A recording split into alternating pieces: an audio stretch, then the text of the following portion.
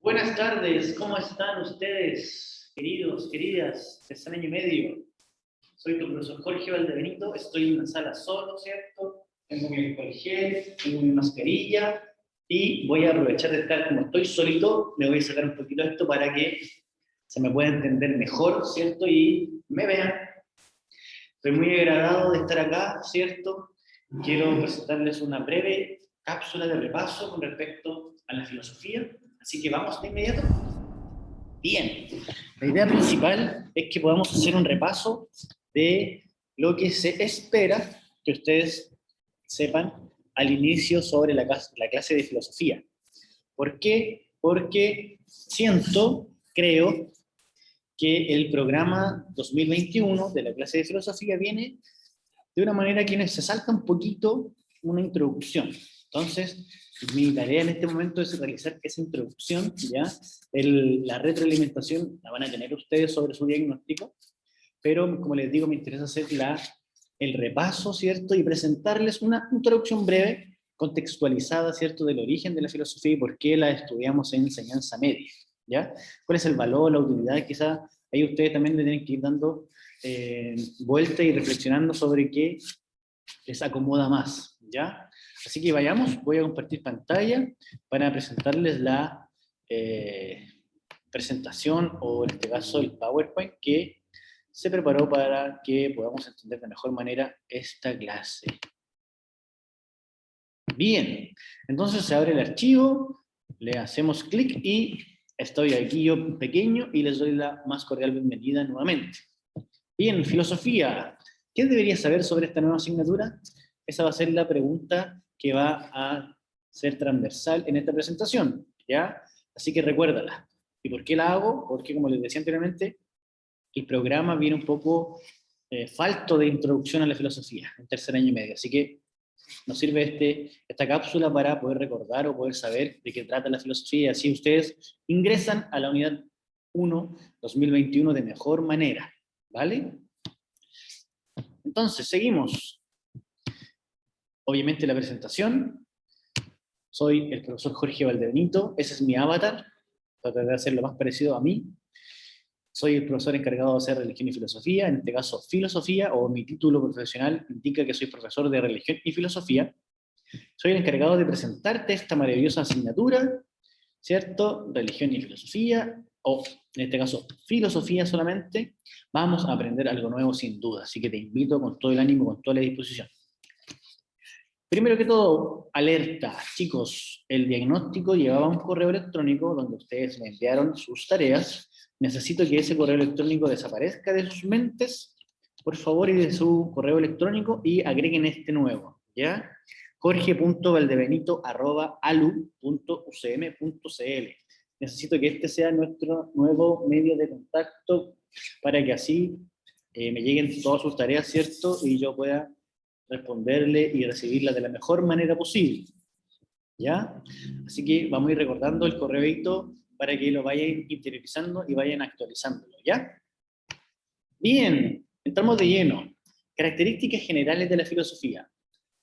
Es importante saber qué caracteriza a la filosofía en su estudio, ¿cierto? Y en su práctica. La caracteriza principalmente el tema de la pregunta, la caracteriza principalmente el tema de la duda, o la disposición de asombro frente a nuestra realidad, frente a lo que tenemos frente a nosotros, nuestros ojos, y también descubrir que la filosofía tiene una visión totalizadora de la realidad y del mundo. Vamos por partes. Pregunta. ¿En qué sentido pregunta? ¿Por qué la filosofía tiene característica o tiene una característica que es la pregunta? Porque la filosofía tiene la preocupación, ¿cierto?, de cuestionar y entender ideas que tenemos comunes durante el día a día, pero no las pensamos detalladamente o al fondo. Y la filosofía sí lo hace. Por ejemplo, sale un texto que dice que un historiador se podría preguntar por los acontecimientos de tiempo pasado. Nosotros en filosofía nos preguntaríamos, ¿qué es el tiempo? ¿Ya? Un matemático podría investigar relaciones entre los números, pero un filósofo se preguntaría, ¿qué es un número? Un físico, imagínate, preguntará de qué están hechos los átomos o cómo se explica la gravedad. Pero un filósofo preguntará, ¿cómo podemos saber que hay algo fuera de nuestras mentes? Un psicólogo podría investigar cómo los niños, en este caso ustedes mismos, aprenden el lenguaje. Pero un filósofo preguntará, ¿qué hace que una palabra signifique algo? ¿Cierto? Cualquiera podría preguntar si es correcto colarse en el cine sin pagar, pero un filósofo, ¿qué se podrá preguntar? ¿Saben qué se podrá preguntar? ¿Qué hace que una acción sea correcta o incorrecta? Entonces, como les decía anteriormente, las personas que se dedican a la filosofía, ¿cierto? Se preguntan las ideas comunes que tenemos a diario, ¿cierto? Pero le dan un trasfondo, buscan el origen, buscan el detalle, se lo cuestionan la realidad. Por eso también está el tema de la duda. La duda, ¿cierto? Que nos permite darnos cuenta de muchas otras cosas, de pensar incluso de que no lo sabemos todo y queremos quizás llegar al momento a saberlo o acercarnos, ¿cierto? Para que así podamos entender de mejor manera dónde y qué realidad o qué vida vivimos.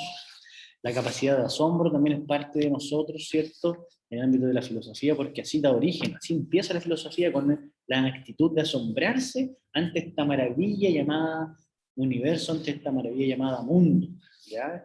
El asombro de los primeros filósofos, ciertos presocráticos, hacía alusión a eso, a quedar impávido frente a tal hermosa realidad, o tanta realidad frente a nuestros ojos.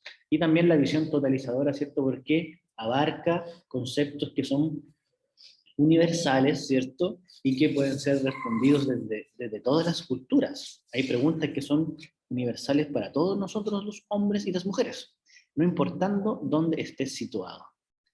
Bien, seguimos en este repaso, en esta introducción, ¿te parece? Maravilloso, mira.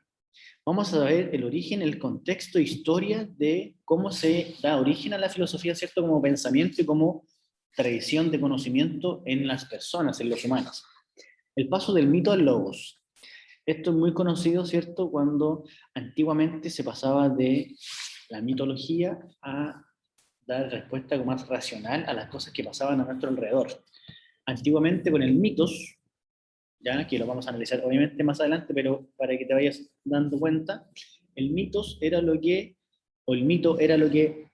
las personas de ese tiempo, en la antigüedad, muchos siglos atrás, ¿cierto? Inventaban, por así decirlo, sobre las cosas que ocurrían en la naturaleza. Entonces, por ejemplo, cuando habían relámpagos o truenos, ¿cierto? O el dios Zeus, lo divinizaban todo, el dios Zeus está enojado y nos está mandando este castigo. Ellos tenían esa forma de explicar lo que pasaba a su alrededor. En cambio, después, más adelante, empezaron a darse cuenta y a filosofar, a asombrarse, a darse cuenta, a observar de que esas cosas pasaban por algo atmosférico. Las cosas, las nubes que están arriba, ellas son las que producen este, fenómeno, por decirlo, o esta luz, o esto que finalmente lo vemos y nos damos cuenta que en realidad no era Zeus, sino que son parte de la naturaleza y la naturaleza nos manda esto. Vamos a analizar eso, ¿cierto? Pero es para que vayamos introduciéndonos en por qué de las divinidades, o por qué no solamente explicamos que hacemos religión, por ejemplo, ¿cierto? En el sentido de buscar a los dioses que manipulan nuestra vida como unas marionetas, ¿cierto? Si fuera así, estaríamos todavía quizás en la Edad Media, o más antiguo. Pero ahora estamos en filosofía y vamos a contextualizar la filosofía. La filosofía surge en Grecia al inicio del siglo VI antes de nuestra era. Su aparición trajo consigo una profunda transformación de la cultura griega tradicional e impuso un nuevo modo de pensar más racional y crítico. O sea, del mitos, que era más divino o que daba respuesta con divinidades, la cultura griega impuso un nuevo modo de pensar más racional y más crítico.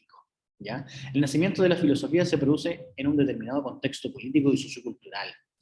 Los rasgos de este contexto que probablemente más contribuyeron a la aparición de la filosofía son los siguientes. tenemos el punto de vista económico, que a partir del siglo VII antes de nuestra era, el comercio adquirió una importancia definitiva y la moneda sustituyó al trueque en los intercambios comerciales.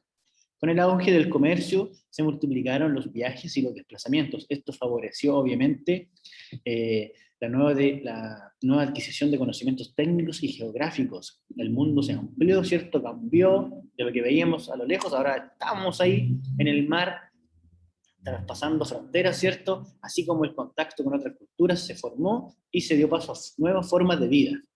Ese contacto con otras culturas favoreció la relativización de la propia cultura griega. De esta manera, las explicaciones míticas fueron perdiendo fuerza y su carácter dogmático y necesario se fue transformando en relativo y arbitrario, ¿cierto? O sea, de alguna forma se fueron dando otras posibilidades de cultura, otras mezclas, otros sincretismos, ¿cierto?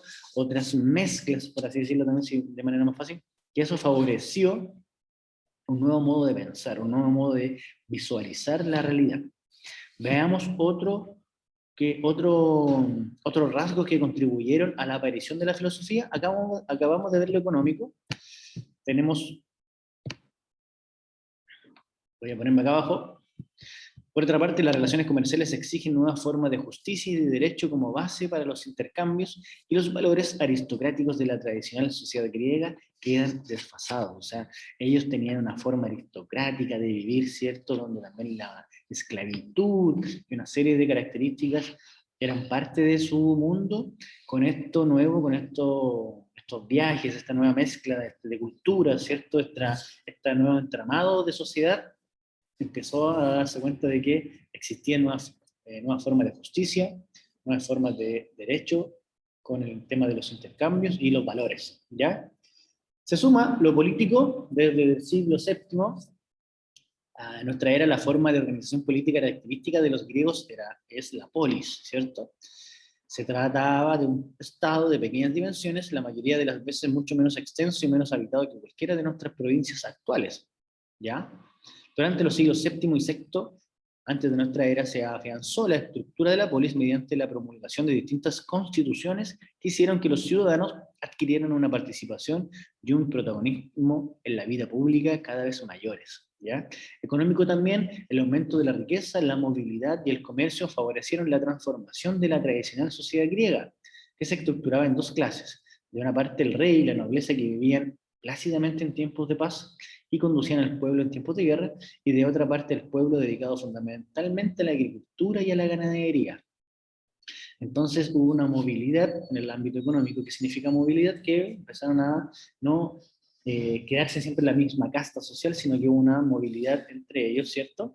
Y en el ámbito político, ¿cierto? La polis empezó a promulgar distintas constituciones, ¿cierto?, que adquirieron o dieron paso a que los ciudadanos tuvieran mayor participación. Y al tener mayor participación, eran más dialogadas las cosas. Empezó a fundamentar todo en el diálogo, en la conversación. Eso era como una profesión en esos tiempos, ¿ya?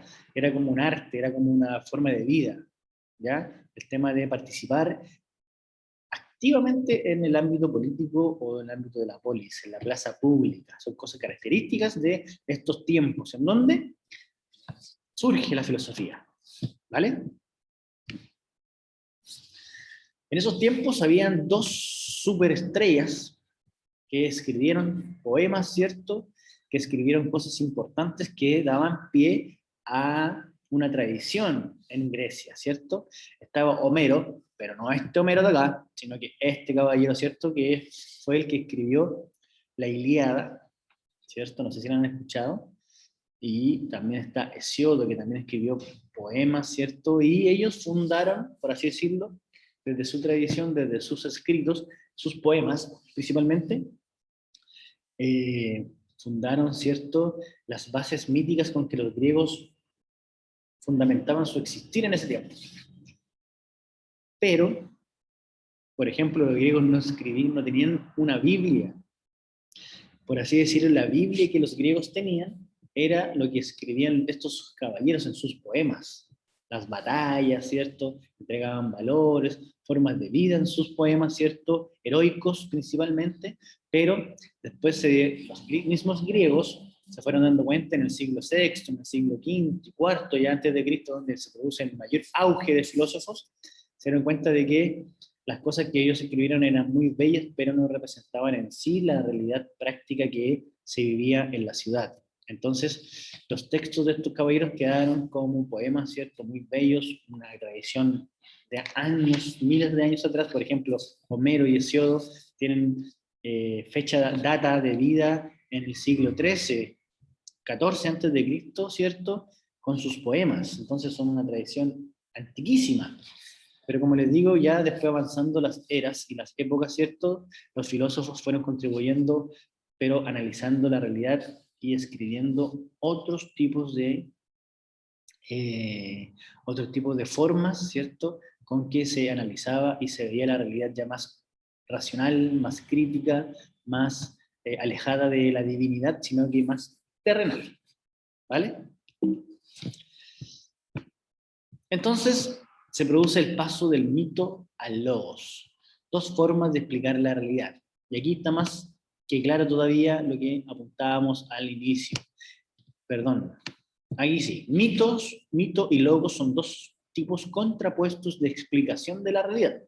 Mito viene a significar una narración en particular, y aquellas narraciones que tienen como protagonistas a dioses y héroes, que supuestamente existieron en un pasado remoto e indeterminado.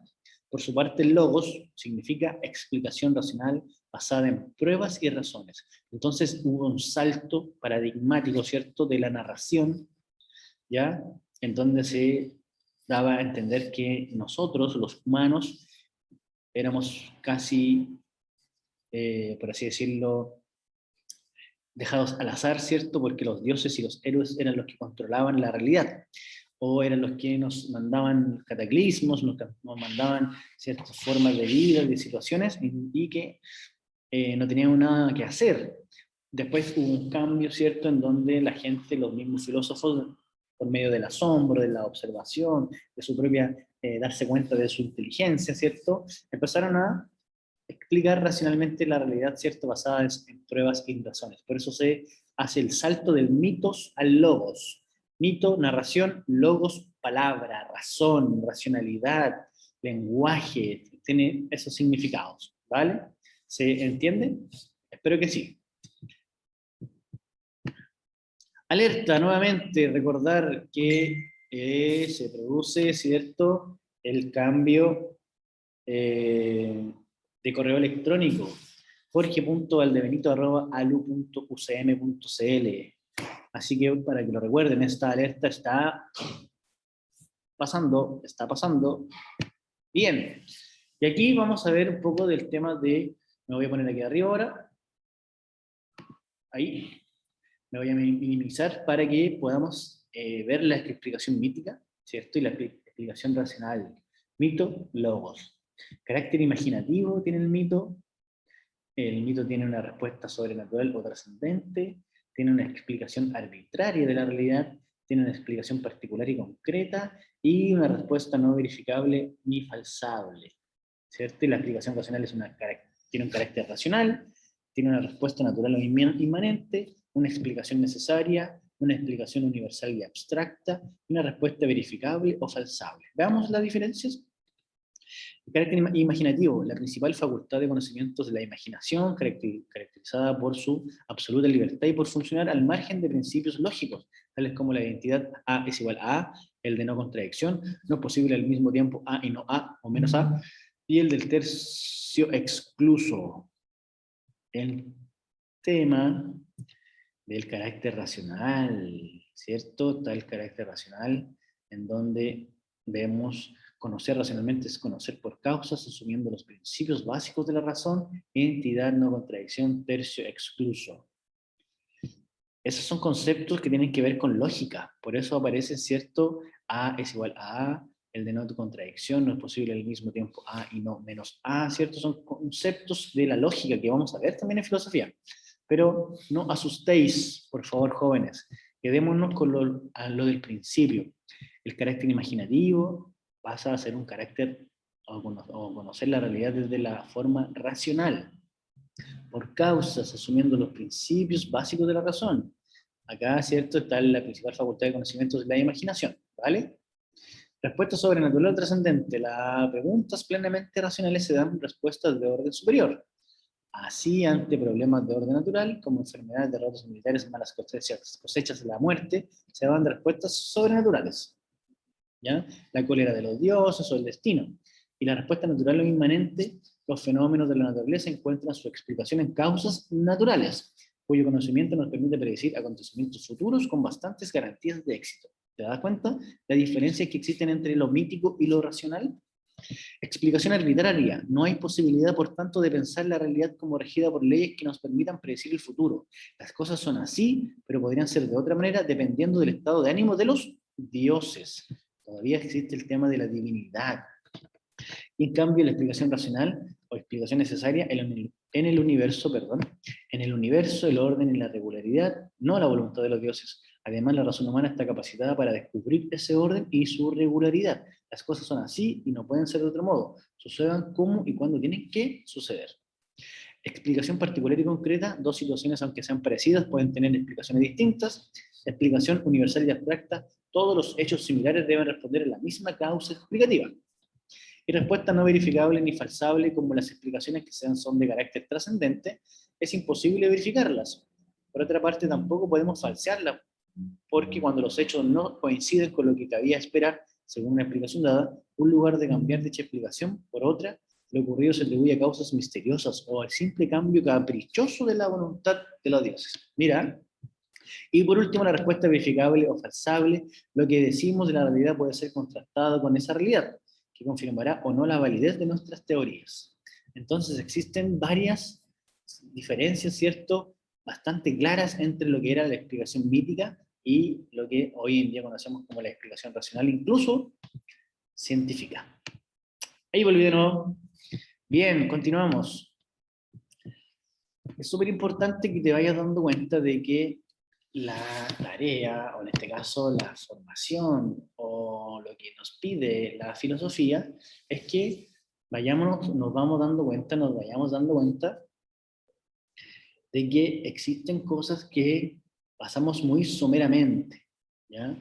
Que existen cosas que podemos, sin duda, darles una vuelta, darles otra vuelta, pensarla, reflexionarla y así un continuo hacer para que podamos descubrir, ¿cierto?, el fondo y investigar una idea. Los humanos vivimos a muy corto plazo y las cosas que pasan a nuestro alrededor eh, no lo interiorizamos, no lo reflexionamos, como que hay que estar por actuar, ¿cierto? Y esas cosas que a veces pasan muy someramente, muy por encima, deberíamos quizá darle otra vuelta para que cuando vayamos a hacerlo de nuevo, ya lo hagamos de una forma madura, reflexionada, desde un conocimiento, un aprendizaje, ¿cierto?, que hemos realizado, y así posibilitar otros conocimientos nuevos. Y la filosofía se encarga de eso, de que lo que no se piensa tan profundamente, ¿sí?, lo hagamos en esta asignatura para que veamos desde otra perspectiva las cosas que pasan a nuestro alrededor. Reflexión final y actividad individual. Mira, dentro de este pequeño viaje hacia el pasado hemos situado y contextualizado esta rama del saber humano, la cual por muchos motivos suele llamarse la madre de todas las ciencias. ¿Por qué se llama la madre de todas las ciencias? Porque gracias a esta contemplación, este asombro, esta generación de preguntas frente a la realidad, se fueron consolidando muchas otras ciencias. Antiguamente, cuando se hacía un estudio biológico de la naturaleza, un estudio del clima que proponía la naturaleza, de las relaciones humanas, todo era tachado bajo el nombre de filosofía, porque la filosofía dio pie a esa situación, ¿ya? Y filosofía, como sabemos, es la madre de todas las ciencias, por lo mismo, pues desde su origen posibilitó innumerables formas de acercarse a la realidad, observarla, analizarla, estructurarle su sentido, etc. Podríamos haber seguido mucho más el estudio, pero eso lo harás tú en un trabajo individual de búsqueda, de plasmar la información y, obvio, aprenderla para un mayor análisis comprensivo. Mira, te presento una pequeña tarea que vas a tener que resolver en tu cuaderno, ¿ya? la idea es que tengan su cuaderno de filosofía para que podamos ir agregando materias, contenidos, y podamos también ver cómo trabajas, ¿vale? Luego de orientarnos y descubrir la base inicial de nuestra asignatura, debemos investigar sobre los iniciadores de este movimiento, quienes tienen mucho que decir. Te haré una lista y tu misión será escribir en tu cuaderno de filosofía su historia, su forma de comprender la realidad y su arjé. Te explico. Las personas que están aquí anotadas son filósofos, ¿ya? Antes al más, o uno de los más importantes, que se llama Sócrates, entonces se llaman presocráticos, estas personas que están aquí, ¿ya? Sócrates es un maestro, es un virtuoso, ¿ya? Que quizás todos hemos escuchado acerca de algo de él, de Sócrates, y estas personas que están aquí son antes de él, ¿ya? Y se llaman presocráticos, ¿ya? Y son, por así decirlo, los iniciadores de esta reflexión en el ámbito del conocer, de las ciencias, ¿ya? Y te vas a encontrar con algunos como los pitagóricos, como Demócrito también, que habla sobre... bueno, ahí tú lo vas a investigar, no te lo voy a adelantar, para que te motives en buscarlo y en anotarlo. Y para que dé introducción a nuestro programa 2021, ¿vale? Esta tarea es para eso. Entonces, la idea es que tú puedas agregar la historia, ejemplo, tomo la historia de Tales de Mileto, dónde nació, ¿cierto? En qué época, cuál fue su forma de vida, y después, rápidamente, cómo él comprendió la realidad, qué dice de cómo él entendió la realidad, de dónde venimos, porque él, estos personajes, lo que buscan es el origen de nuestra vida, de nuestra, por así decirlo, existencia en este mundo, ¿ya? Y le llaman arjé. Arjé es lo mismo que decir origen, ¿ya? Entonces ellos tuvieron esa tarea, desarrollaron la búsqueda del arjé o del principio o incluso del origen, si lo quieres llamar así. Entonces, esa va a ser tu tarea, ¿vale? La anotas en tu cuaderno, la dejas registrada, ¿cierto? Y después, en un momento determinado, el profesor va a pedir ese cuaderno y va a revisar. Tenemos que poner 2 notas en la clase de filosofía, ¿cierto? Entonces, una nota claramente va a ser la responsabilidad sumada a la estructura y orden de tu cuaderno, y la otra nota va a ser, obviamente, un trabajo sumativo, ¿ya? Eso es lo que más nos interesa para que lo tengas claro, ¿ya? Y bien, espero que la clase haya sido de tu agrado. Recuerda el correo electrónico que lo hemos recordado para que lo actualices, para que me puedas escribir, ¿cierto? Es un recordatorio, es importante que lo recuerdes siempre. Este es el recordatorio, correo electrónico actualizado.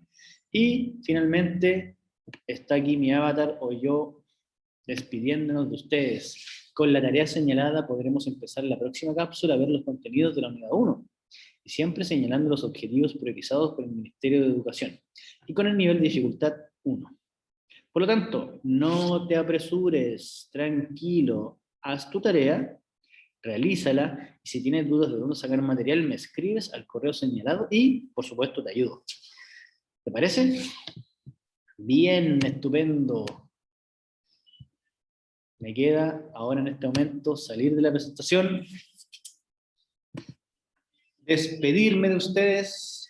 Espero que la clase haya sido introductoria, con calma, analizando y masticando lo que es la filosofía, ¿cierto? Esta capacidad de asombrarse, esta capacidad de las preguntas que a veces uno se hace de manera somera, así muy rápida, la vamos a analizar desde otro punto de vista para que podamos aumentar nuestra capacidad intelectual, nuestro capital humano, vayamos encontrando quizás respuestas para nosotros mismos y para el mundo en el que vivimos, ¿cierto? Y para que desde esta asignatura te ayudes para tu maduración y tu conformación como una persona estudiosa, ilustrada y capaz de realizar todo tipo de pensamiento, todo tipo de interpretación de este mundo, el cual nos ha tocado de una manera caótica este 2020, ¿cierto? Y este 2021, donde, imagínate, vivimos una pandemia. Por eso mismo, recordarte el uso de la mascarilla, ya me la vuelvo a poner ahora, para despedirme, ¿cierto? Espero que ustedes estén muy bien. Les mando un cariñoso saludo. Cualquier duda, por favor, me escriben al correo electrónico y estamos en contacto. Que estén muy bien.